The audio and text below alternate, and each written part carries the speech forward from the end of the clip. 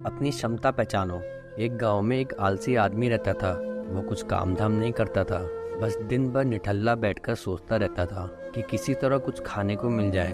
एक दिन वो यूं ही घूमते घूमते आम के एक बाग में पहुंच गया। वहां रसीले आमों से लदे कई पेड़ थे। रसीले आम देखकर उसके मुंह में पानी आ गया और आम तोड़ने वो एक पेड़ पर चढ़ गया। लेकिन जैसे ही वो पेड़ पर चढ़ा, बाग का मालिक वहां आ पहुंचा। बाग के मालिक को देख आलसी आदमी डर गया और जैसे तैसे पेड़ से उतरकर वहां से भाग खड़ा हुआ। भागते भागते वो गांव के बाहर स्थित जंगल में जा पहुंचा। वह बुरी तरह से थक गया था, इसलिए एक पेड़ के नीचे बैठकर सुस्ताने लगा। तभी उसकी नजर एक लोमड़ी पर पड़ी। उस लोमड़ी की एक टांग टूटी हुई थी और वह लंगड़ाकर चल रही थी। लोमड़ी को देख आलसी आदमी सोचने लगा कि ऐसी हालत में भी इस जंगली जानवरों से भरे जंगल में ये लोमड़ी बच कैसे गई, इसका अब तक शिकार कैसे नहीं हुआ।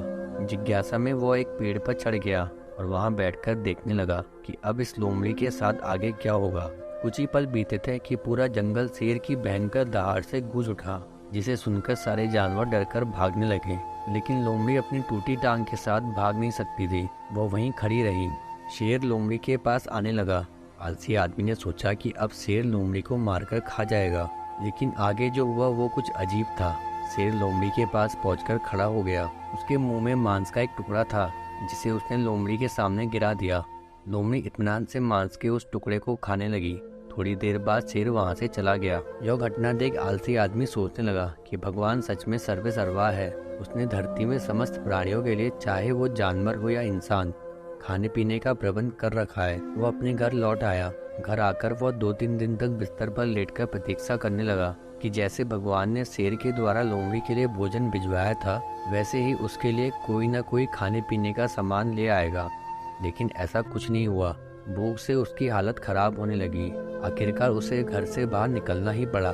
घर के बाहर उसे एक पेड़ के नीचे बैठे हुए बाबा दिखाई पड़े। वह उनके पास गया और जंगल का सारा वृत्तांत सुनाते हुए बोला, बाबा जी, भगवान मेरे साथ ऐसा क्यों कर रहे हैं? उनके पास जानवरों के लिए भोजन का प्रबंध है, लेकिन इंसानों के लिए नहीं।